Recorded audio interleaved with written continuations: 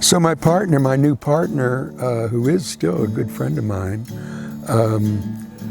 I realized is really more of a contractor than a subcontractor.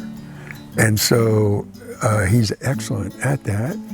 And so he did the excavation himself. He enjoys that kind of work. But then he had other people doing the grow. And it turned out that was one of the most fun parts about that whole time period of the marijuana phenomena. We had a couple from Italy one year. We had a couple from Barcelona one year. We had a couple from Greece one year. We had one year, then we had hippies from different parts of the country. And I love people, and I love people from all parts of the world, so it was a joy to me. They came right here, you know. And when it was time to harvest and do the trimming, we would set up a great big table, a group of tables, in a separate building there on my land. And I can remember one year, God, it was just so much fun. There were people from Canada, there were people from Australia, there was a guy from Australia, from South Africa, people from France, from Spain, from England, and who knows what else. Anyway, maybe a couple from California. And so it was really fun time, you know. It was something I looked forward to. And but then that partner moved on to other greener pastures, and left one of his workers there to become my caretaker and new partner. And that's what's still happening today. And what kind of is a funny story, what kind of turned me sour on some of the people coming was that one of the last years, it was a hippie couple from around here, and a funny thing happened to them while they were here. They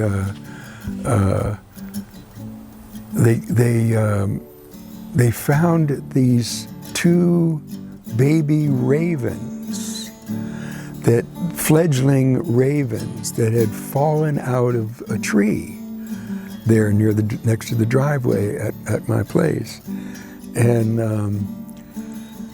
one of them had broken its wing. One of them had broken its wing, so they took them both down to their to what I call the studio. There's this building that they stayed in, the workers stayed in, and they tried to nurse the one with the broken wing, and she ended up dying, but the other one stayed alive, and they had been feeding them both. So they felt like they needed to keep feeding the other one. And I was living mostly in Redway at the time and just going out there a couple of times a week, and I said, well, okay, you know, but what started happening was every time I go out there, and I would spend the night when I would be out there, this raven would come up on my deck and sit there looking at me through the window and just, at me, you know? Now I'm sitting there trying to meditate or just enjoy a sunset or whatever, trimming buds, whatever I was doing, and this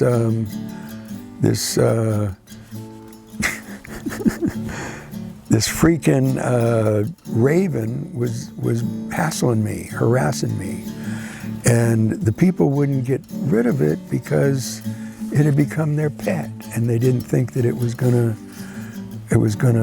be able to make it in the wild. So this became a real sore point between us, and I let it go on and was ready to give an ultimatum, which they gave me the ultimatum of saying, if the Raven goes, we go. And this was like late in the season, you know what I mean? Like, it's like, come on, man, what, really? And, but sure enough, what happened was a blessing from God, blessing from Mother Nature, that once the Raven matured to a certain point, it flew away and joined the other ravens. So that was, hallelujah, that saved the day. So after the ravens left, my new friends stayed over the winter, but then they got other jobs the following spring where actually they were fully in charge and didn't have to split with the half that their partner got with their other partner, kind of thing, where I got the other half. So they left, and my partner, who I'd mentioned before, brought another worker up, and so he's been there now for 2 or 3 years, and the partner that was a friend of mine is no longer a partner. He went on and doing other things in the area, still a friend of mine. But the worker stayed on and has become a really good friend of mine and lives in my house. He wanted to come and live the way we did in the old days, as much as possible, with wood stove and, you know, splitting your own wood and just being out there with the mother, you know, and so I basically moved into town now. I've been living in Redway in this house. I was able to add a bedroom to it a couple of years ago, and so I have a beautiful home here in Redway and gardens, and I just grow 6 plants. 6 plants here in town. That is the strain that I grow, that I smoke, and it's not a commercial brand, you know. It's not a cake, and it's not a, you know, an apple pie, or it's not any of that. But it is called Happy Face because there's one thing it does: puts a grin on your face. And anyway, and so I'm 75 years old. I plan to live here for probably a few more years, and then I'm probably going to move to Marin County. I have a number of friends down there, and my daughters live down there. The only question is whether I can afford it, because Marin County costs, it's expensive, and I'd be having to rent a house. So we'll see what happens. It's been great talking with everyone here in Humboldt. You'll see me still around. I still love to walk. I love around Redway. Some people don't even know my name, but they wave to me. And I'll wave at you whether I know you or not, because everyone is my brother and sister. We're all one family. And that was my original inspiration before I ever moved to California. There was a home in Tacoma Park, Maryland. Maybe some of you have heard of Tacoma Park, Maryland. It was the hippie area, first hippie area in the Washington metropolitan area. And there was a home there that was a commune, way before I ever even grew my hair long. And they had a sign out front that declared that they were the one world family. I like that. I like a one world family.